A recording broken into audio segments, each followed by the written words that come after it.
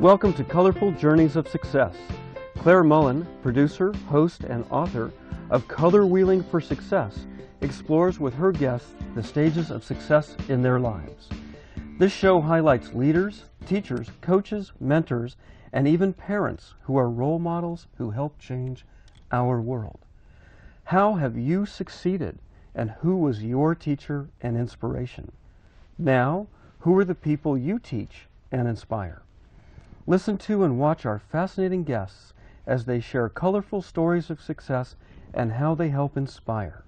Now, here's Claire, the color wheeling lady and our host.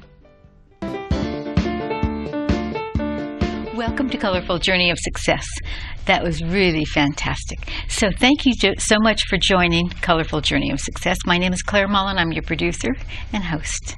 And so, well, it's just, fantastic. So join us because it's a fascinating topic. I had the pleasure of going through an old encyclopedia. It took me back to the history of ballet, and we're going to learn about it. Plus, we're going to actually have some ballerinas. So let's go. All right. It's my pleasure to welcome you. Thank you so much, Alexi. Thank you so much. And you have brought two very, very wonderful. You have a graduate and a student. I think that's fantastic. Yes. So let's introduce them. Introduce your graduate. Here right next to me is Elise Filo. Elise Filo graduated about 2 years ago. She's right now going to college and she'll be looking for a job as a professional dancer as well. So she's keeping up the skill, and she joined a ballet college. How would you say? Yes. A college that has intense ballet. Basically what she looked for, and she found it. And here we have Rachel. Rachel is a student at Western Ballet as well, and she's been there since she's very, very young. As a matter of fact, her sister just graduated, who joined it at age 3 and graduated at age 18 this year. So Rachel is also on the way there. Thank you so much for joining us. Yay! It's a pleasure to have you. Really, it's a pleasure. So, well, let's talk about ballet. Alexis, you know, one of the criteria for this particular show is that there's a success story, person that is successful, and you obviously are, and then they're helping someone succeed. So you have a wonderful story. So share with us your story. Well, I think we should probably go back a few decades. I'm not going to say how many. When I started dancing, I was 16 years of age. I was going through high school. I was actually an orphan of parents. I had no parents, but I was still in school. And a friend of mine, who's also my age, just out of nowhere, you know how high school kids are, teenagers, let's go to the ballet school, let's go. I'm sure we can meet some girls there. And I went like, you know what, that's a brilliant idea. And so we appeared at the school, and we observed class for 2 or 3 days until finally the director said, okay, are you gonna dance or not? And so I went, okay, I'll give it a try. And I had never seen a ballet in my life before. I didn't even know that such an art existed, except folklore is the only thing that I was used to of. And at the time I was just doing soccer. I had something for soccer, and so when ballet appeared, within 3 days of taking ballet classes, I realized it was easy for me. And the director himself went like, wow. Now, what country are you from? I'm from Venezuela, but at the time when I started dancing, I was in Colombia because my mother is Colombian, right? All right. And that's wonderful. Yeah, I think that's fantastic. And we have a lot to talk with, a lot to cover today, and I'd love to hear your wonderful story in detail, but we need to keep moving forward. Yes, definitely. Shortly after starting 1 year, I traveled to Venezuela, which is where I'm from, and the director of the International Ballet of Caracas, a touring company that was just established in Venezuela, saw me and took me in. So I had my first show a year after I had been dancing, a year and a few weeks in Buenos Aires, in Argentina. That was my first show ever, and the first great choreographer I ever encountered was Alvin Ailey. So I felt like the luckiest child in the world. I had something, my life changed.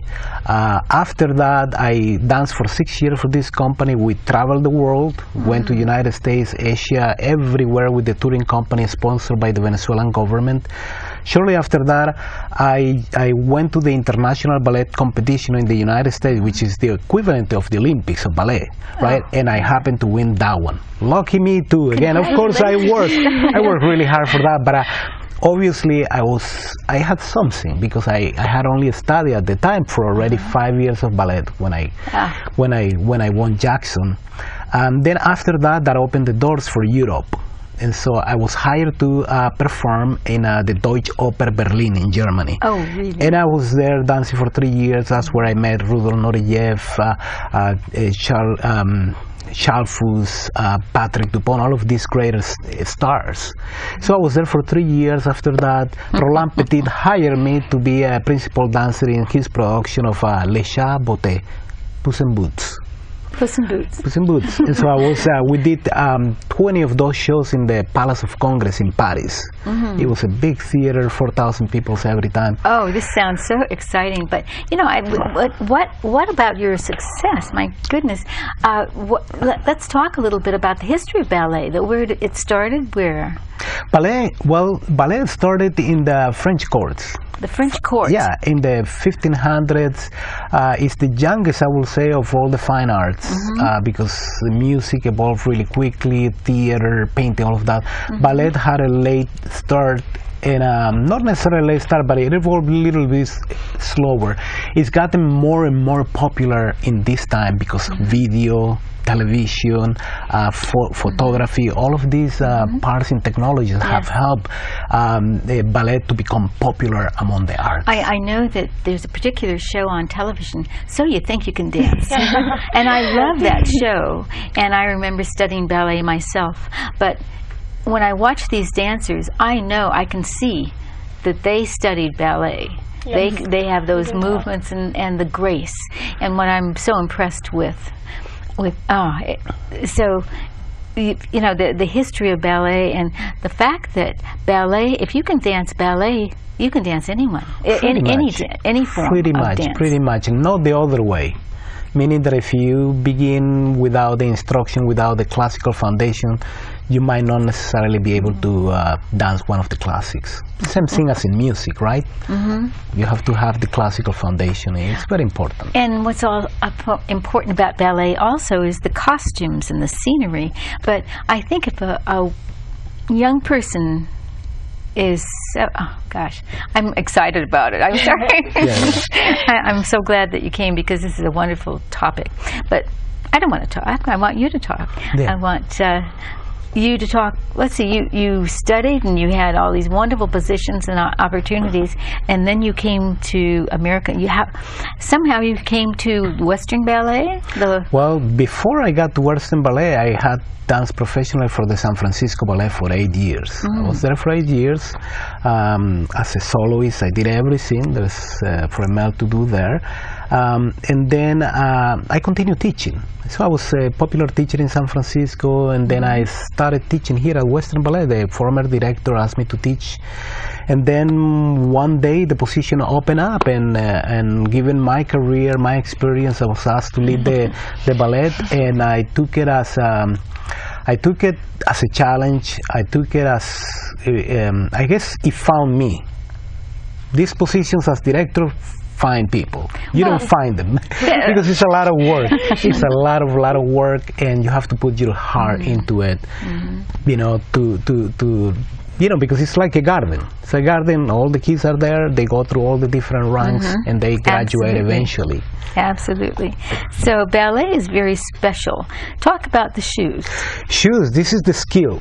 This is the skill. It takes many, many, many years, and we take it very seriously. Our school, Western Ballet, is less of an entertainment school and more of the pre-professional school because of these guys here. Talk about, how is it, take it apart and... Yeah, the part here at the end is hard, and is used to support the dancer on it. The bottom is leather, and it has sometimes a wooden or metal inside that prevents the foot from going over, but eventually the foot is so strong that it eventually breaks the shoe, right? Really get new ones. Yeah, and so the shoes are very expensive too. A pair goes by like between $60 and $75, and you can wear out one in one day. In one day? Easily. They can go, they might last a few days, and if you're really good at it, you can... Ballet position. Okay. You see the feet open, but it's not just placing your feet there, it's using your rotators to turn your entire leg out. Otherwise you'll get injured. You don't just want to like tweak your feet. But most of all positions in ballet use that turnout. Turning, balancing. Okay. It adds to the beauty of the art What form. are some of the other terms that are very common in ballet? Plie. Plie, arabesque, where you see the one leg in the air. So these are positions that the dancer takes? Pirouette is what they call a turn. Okay. Releve is when you go up on point shoes. And so, you must be rather tired when you practice, though, right? Or, I'm thinking. You get very tired, yes. She can show you the positions if you want to take a peek at the position easily. Yes. As well. Yeah. So, as the graduate, well, let's, we haven't heard from our student. Introduce yourself, and what does it feel like when, as a student of ballet? And It's really exciting because I have so many teachers and mentors helping me get better, and every day I can see some improvement, and it makes me really happy. yes. And what is your name? Rachel. Rachel. Yes. Rachel. Wonderful. And so, what was your motivation to be involved with ballet? Well, my mom really got me into it, and same with my sister. And at first, I didn't like it because it was really difficult. But later on, when I realized that, well, I could actually be really good at this, I kept doing it more and more, and I really enjoy it. That's wonderful. I know my mother took me to ballet school, and she'd take me to San Francisco Opera House, and we'd see all the famous ballets, and it was very inspiring. And so, but I remember that being a special time in my life. Okay, but we have some pictures, I think, to show, and to show our viewers. So let's start with the first picture, and maybe Alexis, maybe you can describe the first picture. Yeah, this photo comes from the ballet, a Spanish ballet named Paquita. Paquita. Paquita, yeah, it's Spanish, similar to Don Quixote, the same Spanish style, right?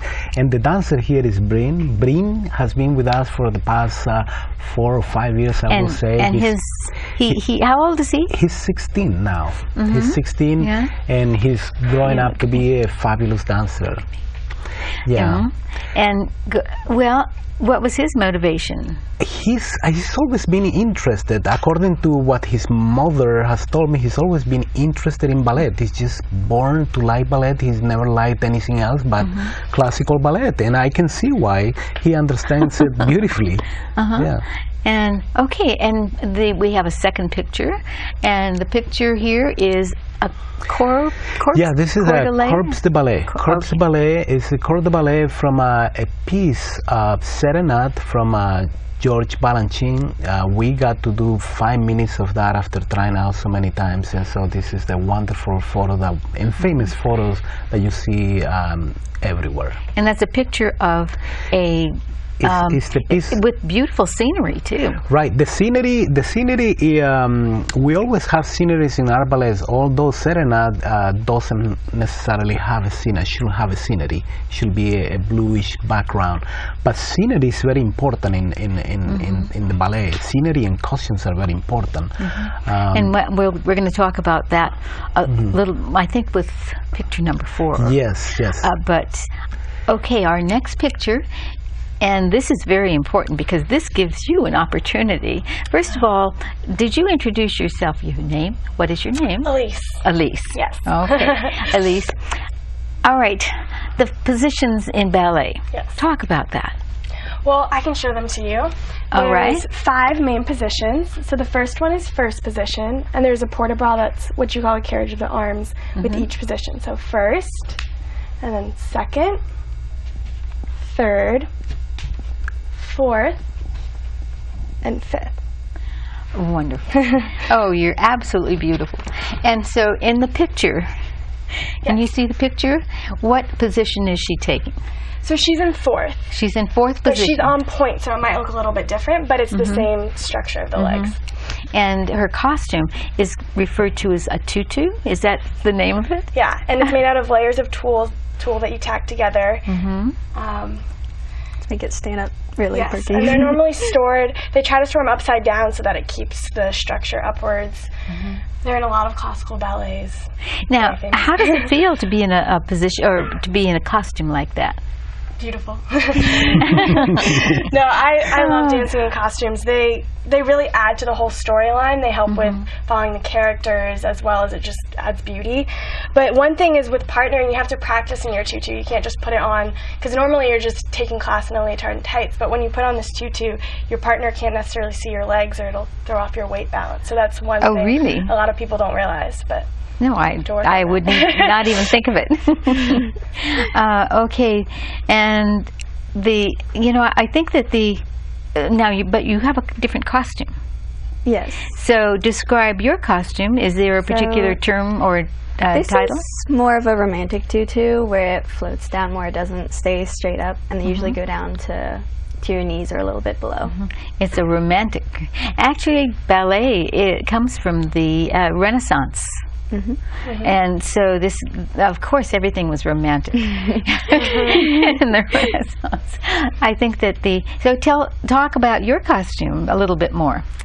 Well, we use this in a ballet called Capellia, and It's like a village. Yeah. It's like a village style. with like the little So apron she will- apron? and the Yeah, tying so up. she will be with a costume like that. She will be representing a villager, A villager. right? Now, do you have brothers and sisters, either of you? I have a sister, and she went to Western Ballet too, and she just graduated this year, so that's really exciting. Oh, that's wonderful. Yeah. So both of you.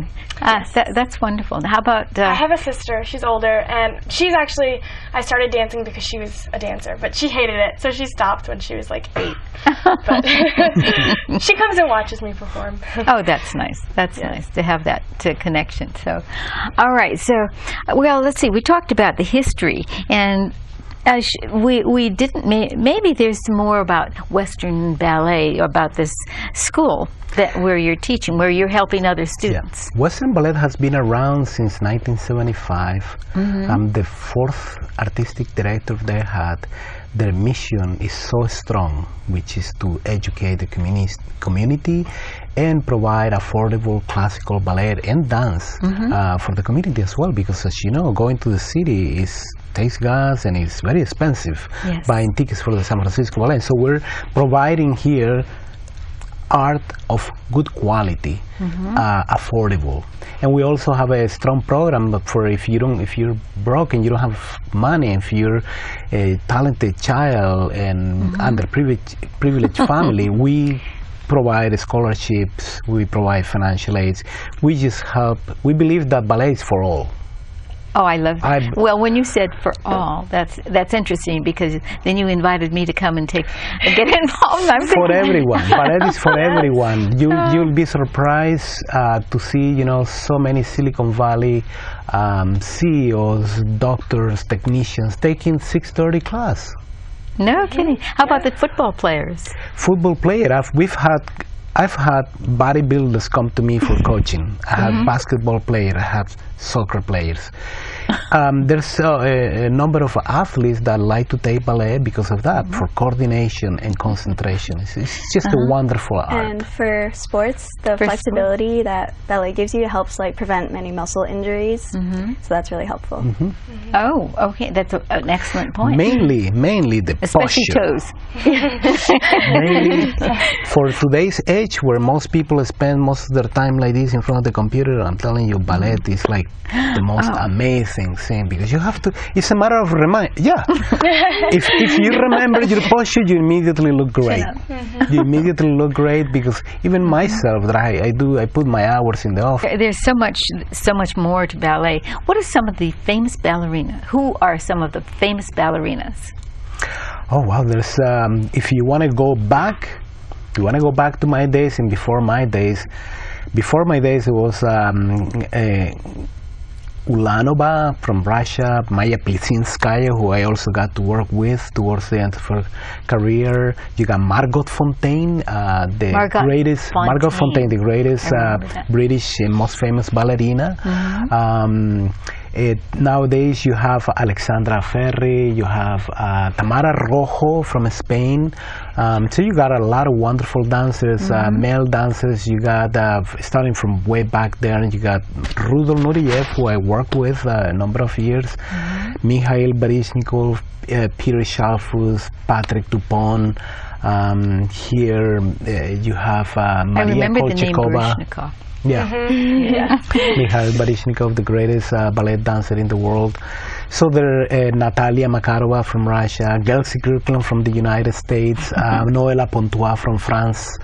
So it's all over. Ballet has become so international that every country in the world is producing famous dancers. Oh, because he was. And so, how about some of the well, when my mother took me to the Opera House in San Francisco, are there particular theaters that are famous for ballet? In San Francisco? Well, that would be one. San Francisco is one, a major opera house. The Teatro Colón in Buenos Aires, famous Teatro Colón in Bogotá. You got the Opera House in Paris. You got the Covent Garden in London. You got the Opéra Comique and Champs-Élysées in Paris. Those are famous theaters for ballet. There's just theaters for ballet everywhere, and like I said, this is our time. Because of the visuals, because of the photos and video and technology, ballet is just flourishing. Amazing, amazing. Yeah, yeah, you're able to see famous dancers within a minute.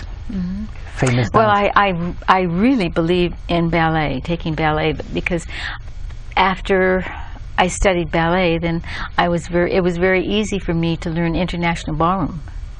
So I had the basics of the positioning, and then other forms of dance. So it works the brain. It really works. It's very the brain. demanding.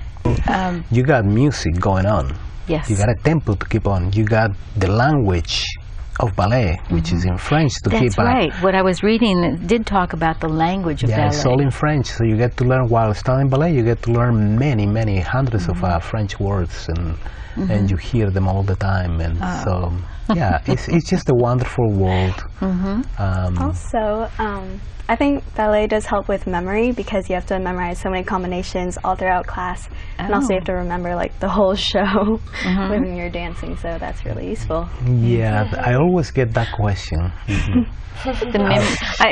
appreciate that. Thank you. I want to ask something else, and it was about what is maybe the cost? You mentioned briefly earlier that the cost of shoes might be $60. Yes. What are the other expenses that a person would encounter? The ballet education tends to be very expensive.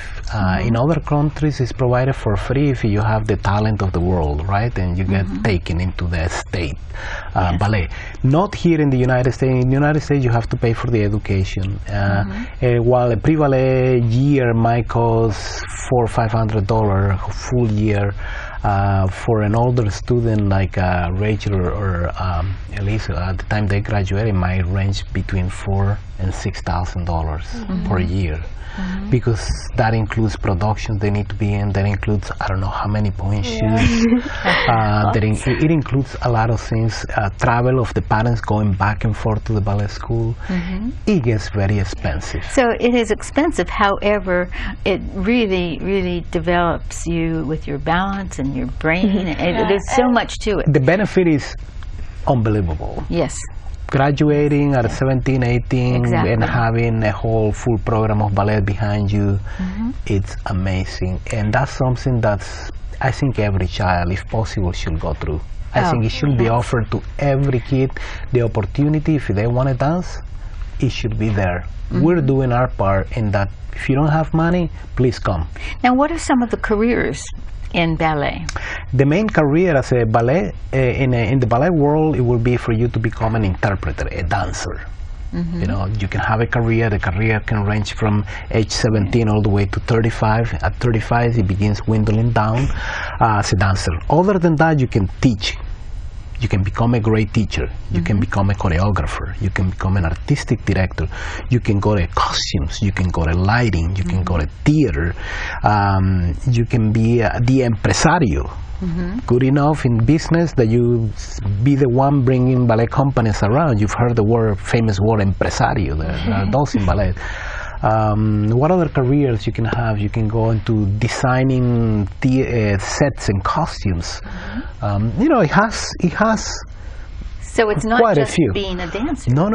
It's a whole world. It's a whole world with you know, that encompasses scenery. Absolutely amazing. Yeah, music. It's been a pleasure, absolutely a pleasure to talk with you and have you share all sorts of things. Thank you. The world of Thank you. ballet and the careers. So thank you so much for joining us. Yeah. And I hope to see you at the Western Ballet, and I hope to see anybody who thinks it's not. I'm getting my shoulders back. No, we can start anybody at any age over there. I will talk to you about that a little bit later. I have to wrap up the show, and I think really fantastic opportunity. So wasn't it wonderful? I love the ballet. Absolutely fantastic. Thank you so much for joining Colorful Journey of Success.